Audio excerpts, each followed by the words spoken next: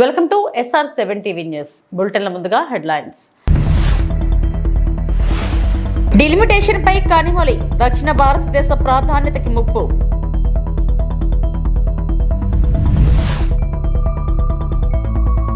Visakha steel plant నుంచి అనకాపల్లి వరకు metro rail ప్రతిపాదన లేదు, మంత్రి నారాయణ వెల్లడి.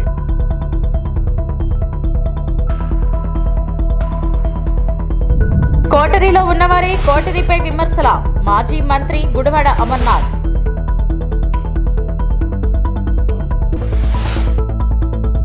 ప్రతిపాదిక సరిహద్దుల పునర్విభజన ప్రక్రియపై తెలంగాణ ముఖ్యమంత్రి రేవంత్ రెడ్డి బీజేపీ నేతృత్వంలోని కేంద్ర ప్రభుత్వాన్ని తీవ్రంగా విమర్శించారు. దీనిని దక్షిణాది రాష్ట్రాలకు పరిమితి అని అభివర్ణించారు. ఈ ప్రాంతంలో పట్టు సాధించలేకపోవడంతో బీజేపీ దక్షిణాదిపై ప్రతీకార రాజకీయాల్లో పాల్పడుతుందని ఆయన ఆరోపించారు. తమిళనాడు ముఖ్యమంత్రి ఎంకే స్టాలిన్ వైఖరికి రెడ్డి మద్దతు తెలిపారు. మరియు తన పార్టీ హైకమాండ్ నుండి అనుమతి పొందిన తర్వాత సరిహద్దుల పునర్విభజనపై జరిగే సమావేశానికి హాజరు కావాలని యోచిస్తున్నారు. దక్షిణాది రాష్ట్రాల మీద కేంద్ర ప్రభుత్వం పన్నుతున్న కుట్రను తిప్పికొట్టడానికి అవసరమైన కార్యాచరణను మేము చేపట్టడం జరుగుతుంది.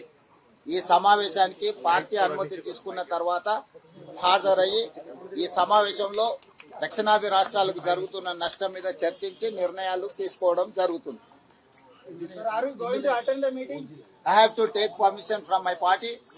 In principle, I have agreed to attend the party, but I have to take permission from my party. Sir, please tell in English about the meeting. Yes, Mr.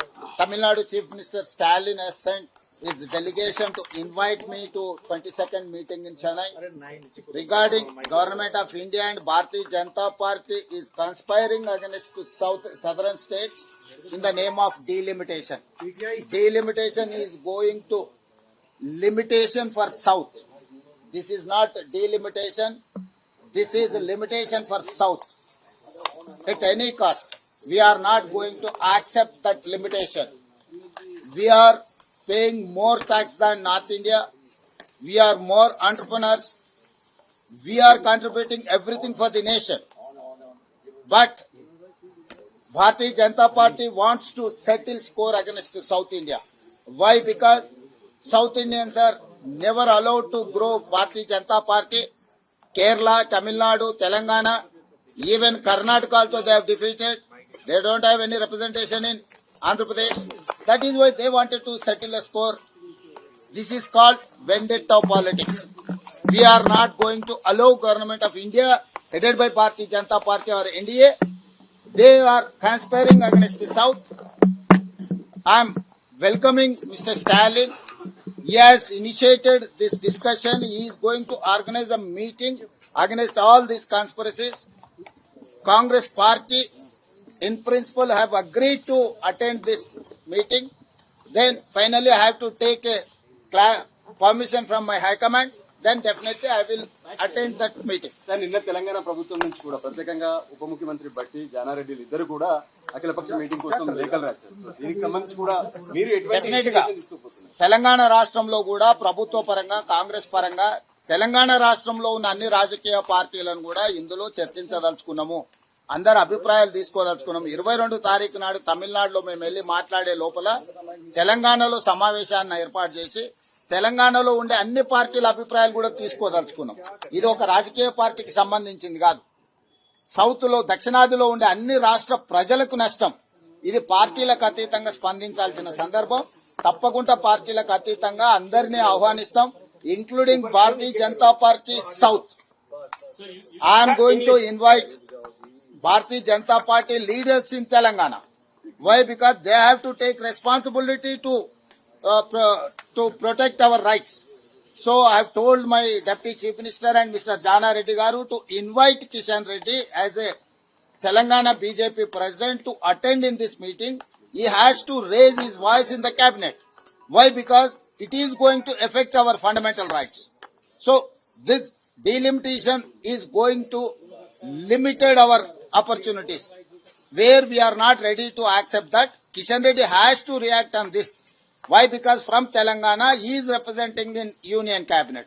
He has to answer. He has to fight for our rights. So, అందరినీ ఆహ్వానిస్తున్నాము. ఇది పార్టీలకు అతీతంగా. అందుకే ఈరోజు స్టాలిన్ గారు ఏదైతే తమిళనాడులో సమావేశాన్ని ఏర్పాటు చేసిండో ఆ సమావేశాన్ని నేను అభినందిస్తున్నా.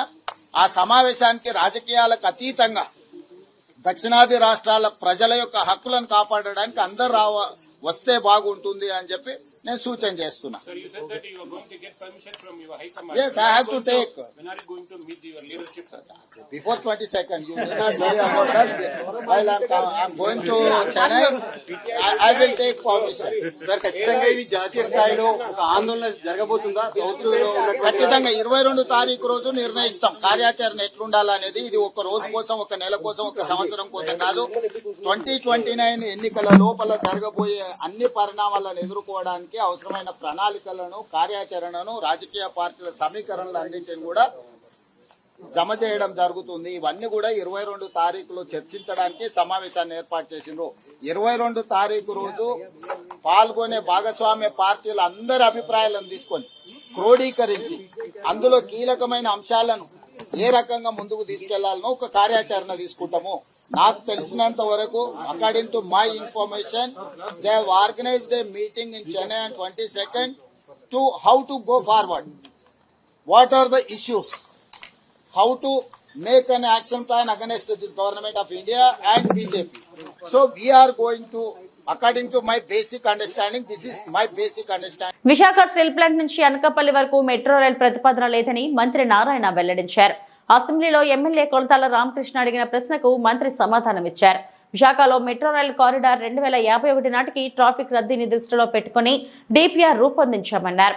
Peak hour passenger diversion traffic ఆధారంగా మెట్రో రైల్పై కేంద్రం నిర్ణయం తీసుకుంటుందన్నారు. స్టీల్ ప్లాంట్ నుంచి అనకాపల్లి వరకు పీక్ అవర్ ట్రాఫిక్ తక్కువగా ఉండడం వల్ల కేంద్రం కుదరదని చెప్పిందన్నారు. అనకాపల్లి వరకు కూడా చేయించాం అధ్యక్ష. సభ్యులు ఏదైతే అడిగారో క్వశ్చన్ దానికి చేస్తే అది కేవలం 3763 వచ్చింది. అంటే 10,000 చాలా తక్కువ ఉంది కాబట్టి మెట్రో ప్రస్తుతం కుదరదు, అది పెరిగిన తర్వాత చేయమన్నారు అధ్యక్ష. ఎన్ఏడి జంక్షన్ నుంచి పెందుర్తికి కూడా చేస్తే 4,257, అంటే 10,000కి చాలా తక్కువలో ఉంది. అదేవిధంగా ఓల్డ్ పోస్ట్ ఆఫీస్ నుంచి ఋషికొండ బీచ్ దాకా కూడా 2,790. అదేవిధంగా ఋషికొండ బీచ్ నుంచి భీమిలి బీచ్ వరకు కూడా 1,534. అందువల్ల యాక్చువల్గా వాటిలో ఇప్పుడు కుదరదన్నారు అధ్యక్ష. అయితే అనేక ఆల్టర్నేట్స్ ఉన్నాయి. సభ్యులు చెప్పినట్టుగా అదర్ ఆల్టర్నేటివ్స్ని స్టడీ చేసి యాక్చువల్గా దాని మీద ముందుకు పోవడం జరుగుతుంది అధ్యక్ష.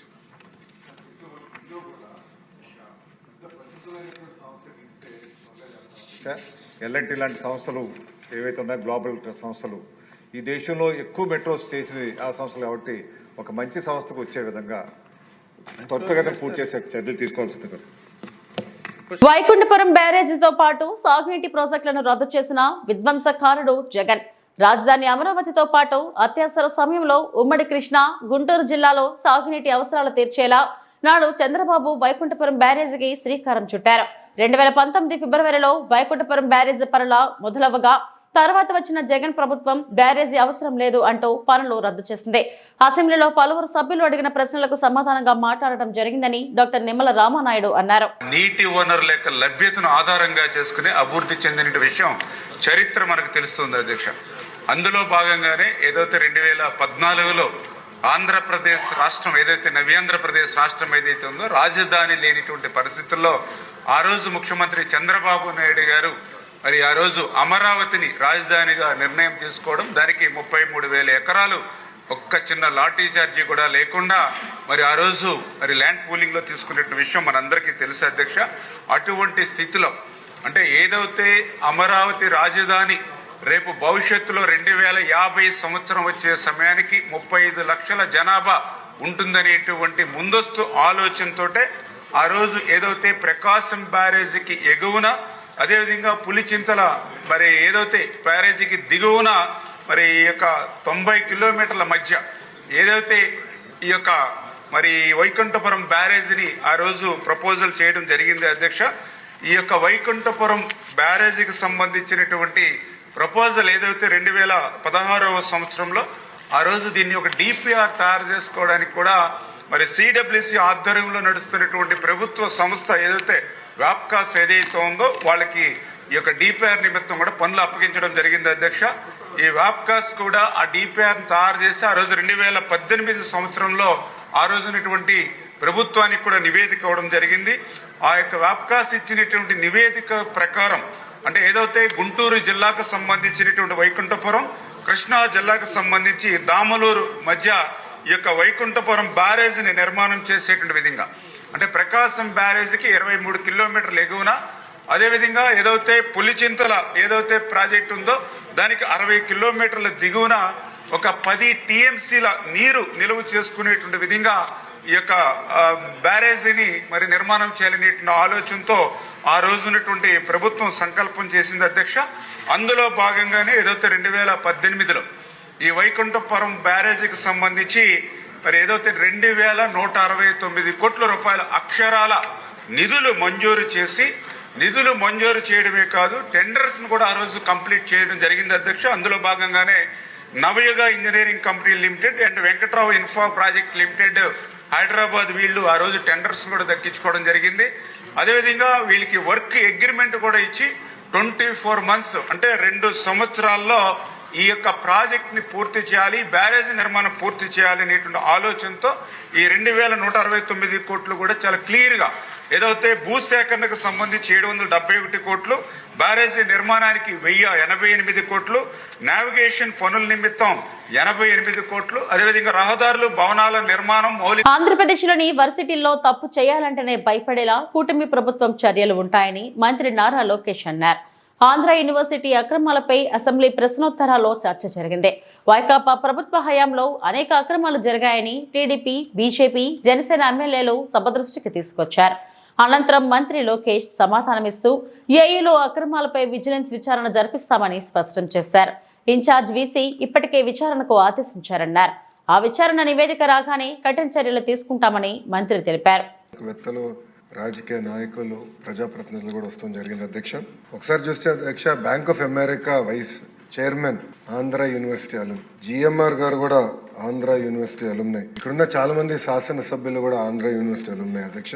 అందుకే గౌరవ ముఖ్యమంత్రి గారు నన్ను విద్యాశాఖ మంత్రిగా అపాయింట్ చేసినప్పుడు అధ్యక్ష చాలా స్పష్టంగా నాకు చెప్పారు, ఒక ప్రభుత్వ విశ్వవిద్యాలయం ఉన్న 5 సంవత్సరాల్లో ప్రపంచంలోనే టాప్ 100 QS ర్యాంక్ లో ఒక్క స్థానంలో ఉన్న టాప్ 100 లో ఉండాలి అనే ఆలోచన నాకు ఆదేశాలు జారీ చేస్తాం జరిగింది. ఆయన ఆలోచన అదే అధ్యక్ష. దాంట్లో భాగంగా అధ్యక్ష నేను ఈరోజు గర్వంగా చెప్తున్నా, mathematics professor from IIT Kharagpur Rajasekhar గారిని ఏకంగా మన వైస్ ఛాన్సలర్ గా మనం నియమించుకున్నాం అధ్యక్ష. ఎందుకు చేశానంటే సంస్కరణలు తీసుకురావాలి, కరికులం ని బలోపేతం చేయాలనే లక్ష్యంతో మనం చేశాం. గౌరవ సభ్యులు చెప్పారు అధ్యక్ష, గతంలో జరిగిన అవకతవకల పైన మా దగ్గర ఉన్న కంప్లైంట్ అధ్యక్ష. మొదటిది misuse of RUSA grants of 20 crores అని, ఇంకో పక్కన ఇస్రో నుంచి వచ్చిన 25 లక్షల గ్రాంట్ కూడా ఇర్రెగ్యులారిటీస్ ఉన్నాయని, అవినీతి, abuse of power, misuse of students for political purposes అధ్యక్ష. ఇది గతంలో చూసాం. మాజీ ముఖ్యమంత్రి గారు ఎప్పుడైనా విశాఖపట్నం వెళ్తే క్లాస్ లో ఉన్న పిల్లలు క్లాస్ ఆపేసి రోడ్ పైకి తీసుకొచ్చి ఏదో స్వాగతం పలకాలి, పూలేయాలని చెప్పే పరిస్థితి కూడా చూసాం అధ్యక్ష. అదేంది illegal appointment of register of Andhra University జరిగింది. Examination centres were chosen by collecting bribes from colleges for distance education. ఇంకో పక్కన illegal appointments. VC violated the constitution and campaign for the party in direct elections in favour of ruling party, continuing the retired professors as principals against the rules of the university. ఇంకో పక్కన అధ్యక్ష irregularities, violations against the norms and act provisions. అంటే ఇట్లా అనేక complaints వచ్చినాయి. గౌరవ సభ్యులు అడిగారు, గతంలో కూడా మీరు చెప్పారు ఏమైందని. అధ్యక్ష, ఇన్ఛార్జ్ వైస్ ఛాన్సలర్ గారు ఒక కమిటీ నియమించారు. ఆ కమిటీ ద్వారా రిపోర్ట్ ఇవ్వాలని వాళ్ళు అడుగుతాం జరిగింది అధ్యక్ష. అందుకే గౌరవ సభ్యులు అడిగారు ఈ రోజు ఎట్టి పరిస్థితుల్లో మీరు విజిలెన్స్ ఎంక్వైరీ చేయాలని. ఇది హౌస్ రిక్వెస్ట్ కనుక తప్పనిసరిగా 60 రోజులు అంటే టైం బౌండ్ పెట్టమని అందరు కోరారు. 60 రోజులు విజిలెన్స్ ఎంక్వైరీ పూర్తి చేసి తిరిగి ప్రభుత్వానికి పంపించాలని గౌరవ హౌస్ తరఫున ఆదేశాలు జారీ చేసి ఆ రిపోర్ట్ మళ్ళీ తిరిగి గౌరవ సభ్యులకు అందించే బాధ్యత ఒక మంత్రిగా నేను తీసుకుంటాను. రిపోర్ట్ వచ్చిన వెంటనే తప్పనిసరిగా కఠినంగా వ్యవహరిస్తాం, ఎవరిని ఉపేక్షించేది లేదని గౌరవ సభ్యులు తెలుపుకుంటూ, గణబాబు గారు కూడా చెప్పారు ఒక మంచి మాట, ఇంకొకసారి పొరపాటు చేయాలంటే భయపడాలి, అలాంటి యాక్షన్ తీసుకుంటేనే ప్రభుత్వ విశ్వవిద్యాలయాలు మనం కాపాడగలుగుతామని గౌరవ సభ్యులు కూడా మంచి సూచన చేశారు. ఆ తప్పనిసరిగా విజిలెన్స్ రిపోర్ట్ వచ్చిన తర్వాత గౌరవ ముఖ్యమంత్రి గారు టేబుల్ లైన్ కూడా పెట్టి ఎలాంటి యాక్షన్ తీసుకున్నా ప్రభుత్వం కఠిన. వైఎస్ జగన్ కోటరీ అంటే అది ఆయనను అభిమానించే ప్రజలు 15 ఏళ్లుగా పార్టీ కోసం కష్టపడి పనిచేస్తున్న వైఎస్ఆర్సీపీ కార్యకర్తలనని విశాఖ జిల్లా వైఎస్ఆర్సీపీ అధ్యక్షులు మాజీ మంత్రి గుడివాడ అమర్నాథ్ స్పష్టం చేశారు. విశాఖపట్నం వైఎస్ఆర్సీపీ కార్యాలయంలో మీడియాతో మాట్లాడుతూ విజయవాడలో విజయసాయిరెడ్డి చేసిన వ్యాఖ్యలపై ఘాటుగా స్పందించారు. నిన్నటి వరకు వైఎస్ జగన్ కోటరిలోనే ఉన్న విజయసాయిరెడ్డి ఇప్పుడు కోటరి గురించి మాట్లాడటం విడ్డూరంగా ఉందని అన్నారు. వైఎస్ జగన్ కు అత్యంత సన్నిహితుడుగా ఆయన మాటల్లోనే చెప్పాలంటే పూజారిగా ఉన్నప్పుడు విజయసాయిరెడ్డి ఎలా వ్యవహరించారో ఆత్మవిమర్శ చేసుకోవాలని అన్నారు. కష్టపడి పనిచేస్తున్నటువంటి కార్యకర్తలే జగన్మోహన్ రెడ్డి గారు కోటరీ. నిజంగా కోటరీలు సరే పోనీ ఎవరో ఏమన్నారనేటువంటిది పక్కన పెడదాం. ఏ రాజకీయ పార్టీలో ఏ నాయకుడి పక్కన కోటరీ ఉండదు చెప్పండి. చంద్రబాబు నాయుడు పక్కన కోటరీ లేదా? అసలు రాజకీయం కాదు, అసలు ఏ ప్రొఫెషన్లో కోటరీ ఉండదో చెప్పు. ఉదాహరణకు మీ ఏబిఎన్ ఉంది, మీ రాధాకృష్ణ గారి చుట్టూ కోటరీ ఉండదా? ఉంటుంది కదా. ఇగో మా విశాఖపట్నంలో రామకృష్ణ ఇలా చేస్తున్నాడు, లేకపోతే ఇంకో దగ్గర ఇంకోటి ఇలా చేస్తున్నాడు చెప్పేవాడు చేసేవాడు ఉండడా చెప్పు. సో కోటరీలు అనేటువంటివి ఈ ప్రజాస్వామ్యంలో ఈ వ్యవస్థలు అన్నింటిలోని ప్రతి స్థాయిలో ప్రతి వ్యవస్థలో ప్రతి దగ్గర ఉండేటువంటిది. సరే ఆ కోటరీల గురించి ఎవరు మాట్లాడాలి? దూరం నుంచి చూసిన వాళ్ళు లేకపోతే ఆ కోటరీలో లేని వాళ్ళు మాట్లాడాలి తప్ప మొన్నటి వరకు ఆ కోటరీలో ఉన్నటువంటి మనం మాట్లాడితే ఎలా చెప్పు? ప్రజలు హర్షిస్తారా? ఒప్పుకుంటారా? సో ఇవన్నీ కూడా ఆలోచించి మాట్లాడుంటే బాగుండేది. సరే ఇంకా పార్టీ నుంచి రాజీనామా చేసి వెళ్ళిపోయిన తర్వాత అంతకంట ఇదిగా మాట్లాడతారని అనుకోవడం మన అమాయకత్వం అంతే. ఎవరి మనసు విరిగింది? ఎందుకు విరిగిపోయింది? ఇంకెవరి మీద ఎప్పుడన్నా ఇంకుల మీద ప్రేమ పుడితే మన మనసులు విరిగిపోతుంటాయి. అదే మాకు తెలియాలి. నువ్వు ఆయన అడగలను, నేనే చెప్తాను. చేసుంటారు. పార్టీలో పనిచేసినప్పుడు వివిధ హోదాల్లో వివిధ స్థానాల్లో పనిచేస్తుంటాం.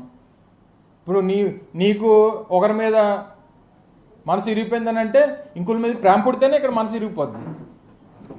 అది ఎవరి మీద ప్రేమ పుట్టిందో ఎవరి మనసు దేనికి ఇరిగిపోయిందో అనేటువంటి త్వరలో తెలుస్తాయి మనకి. అవన్నీ చూస్తాం కదా రాజకీయాల్లో. నిన్న కూడా వారు మాట్లాడుతూ చెప్పారు. ఏం చెప్పారు? ఈ రోజు వరకు ఏ నిర్ణయం తీసుకోలేదు అంటే ఈ రోజు అంటే నిన్నటి వరకే కదా.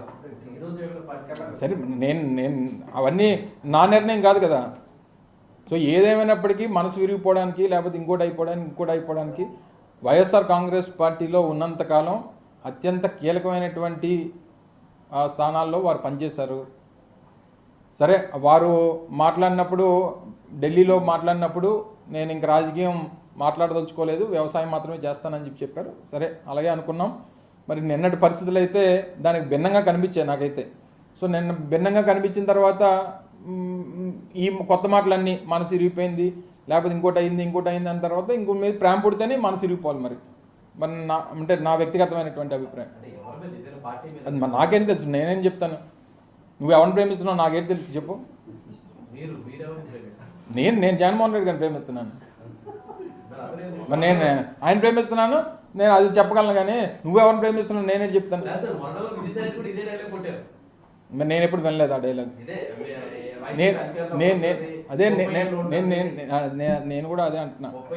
ఇప్పుడు రాజకీయాల్లో మొన్న జరిగినటువంటి పరిణామాలు వచ్చినటువంటి ఫలితాల తర్వాత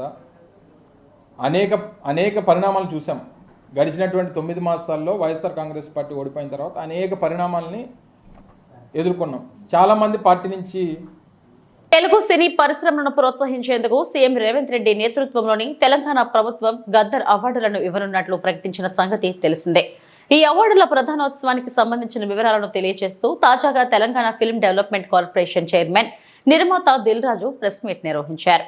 ఏప్రిల్ నెలలో అవార్డుల ప్రధానోత్సవ కార్యక్రమాన్ని వేడుకగా నిర్వహించేందుకు ప్రభుత్వం సన్నాహాలు చేస్తుందని ఆయన తెలిపారు. సినిమాకి కూడా ఎంకరేజ్ చేయాలి అనే ఉద్దేశంతో ఒక అవార్డు పెట్టడం జరిగింది, బెస్ట్ ఫిలిం అవార్డు. అదొకటి యాడ్ అయింది. అంతేకాకుండా 2014లో తెలంగాణ ఏర్పాటు అయిన తర్వాత ఉమ్మడి రాష్ట్రంగా ఉన్నప్పుడు మనకు నంది అవార్డ్స్ ఉన్నాయి. తర్వాత రాష్ట్రాలు వేరువేరు అయిన తర్వాత తెలంగాణ సపరేట్గా మనకు తెలంగాణ రాష్ట్రం రావడం జరిగింది. సో దానికోసం 2014 జూన్ నుంచి రిలీజ్ అయిన సినిమాలకి అంటే ఎవ్రీ ఇయర్ 2014 జూన్ నుంచి 2023 డిసెంబర్ 31 వరకు ఎవ్రీ ఇయర్ ఒక బెస్ట్ ఫిలింకి కూడా అవార్డు ఇవ్వాలని నిర్ణయం తీసుకున్నాం. అలాగే 2024 ఇందాక మీకు చెప్పినట్టు అవార్డ్స్ అన్నీ పాత రోజుల్లాగా ఎలా అయితే ఉన్నాయో కొన్ని మార్పులు చేర్పులతో ఫైనల్ చేయడం జరిగింది. సో అప్లికేషన్స్ ఇమీడియట్లీగా స్వీకరించి స్క్రూటినీ చేసి జ్యూరీలు కూడా ఫైనల్ చేసేసి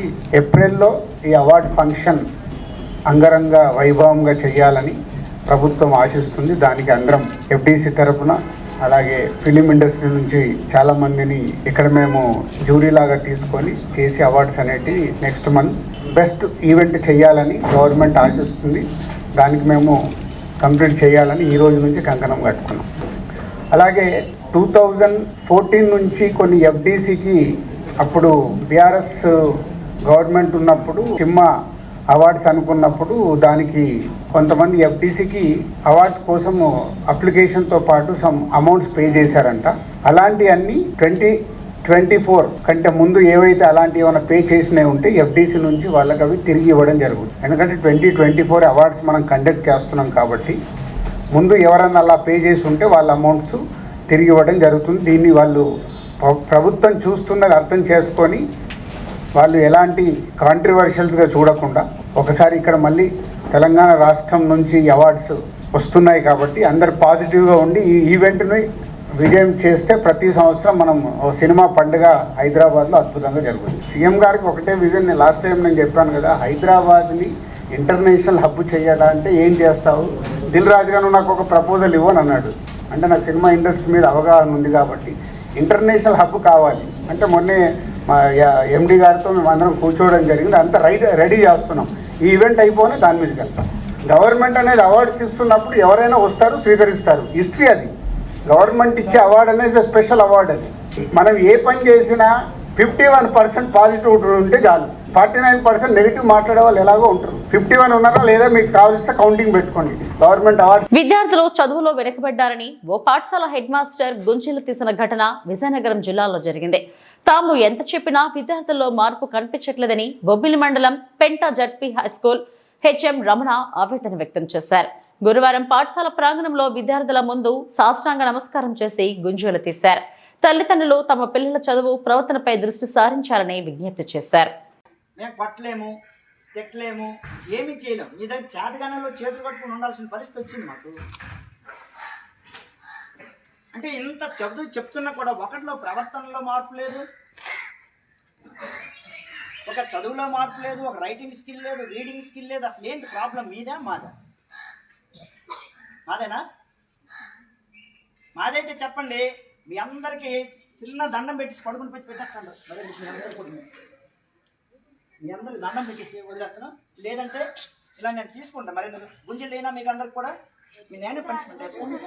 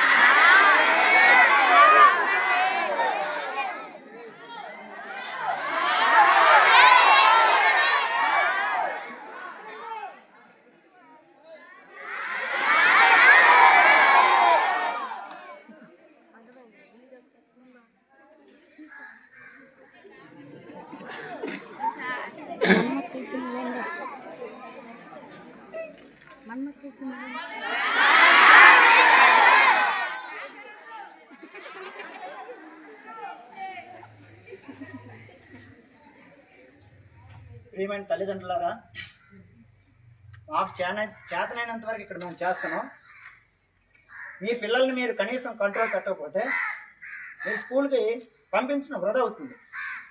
ఎందుకంటే ఇక్కడ మా ఉపాధ్యాయులు మేము ఎంత కష్టపడి పనిచేసినా కూడా ఎలాంటి ప్రయోజనం ఉండదు.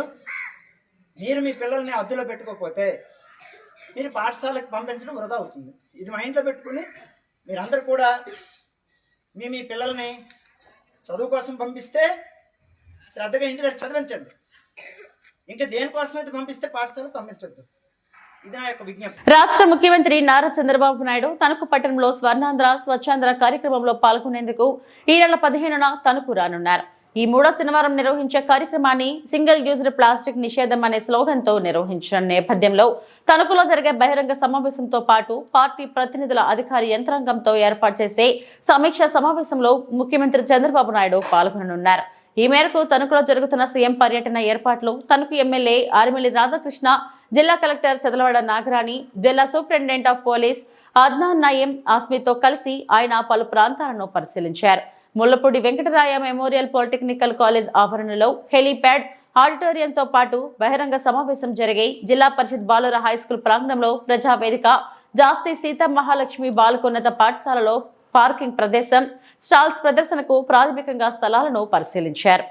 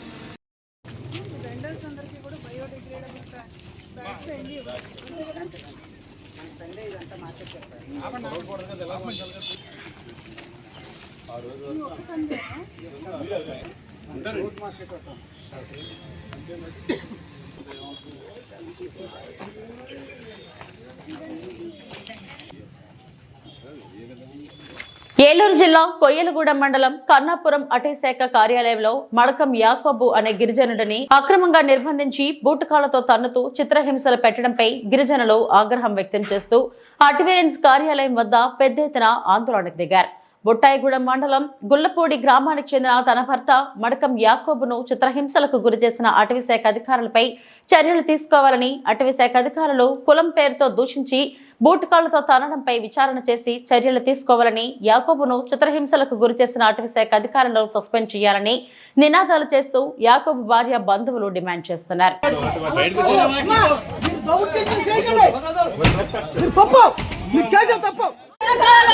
మా బామ్మర్దిని తీసుకొచ్చారండి ఫారెస్ట్ వాళ్ళు తీసుకొచ్చి పొల ట్రాక్టర్ గురించి గొడవ కోసం తీసుకొచ్చి లోన పెట్టి కొట్టేశారు.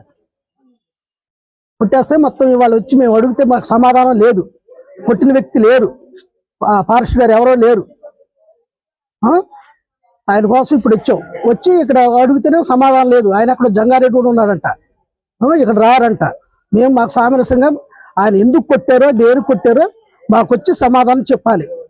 మేము ఎవరిని గొడవ పడతాకు రాలేదు, మేము గవర్నమెంట్తో ఇప్పుడు గొడవ పడతాకు రాలేదు.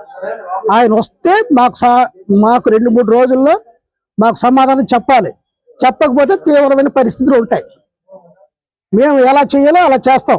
ఇవాళ వాళ్ళకి టైం ఉంది కాబట్టి కొట్టేసి వెళ్ళిపోయారు. మేము తీసుకెళ్ళి ఆయన హాస్పిటల్లో పెట్టాం. ఆయన చచ్చిపోయే పరిస్థితిలో ఉన్నాడు. మాకు సమాధానం రావాలి, మాకు న్యాయం జరగాలి.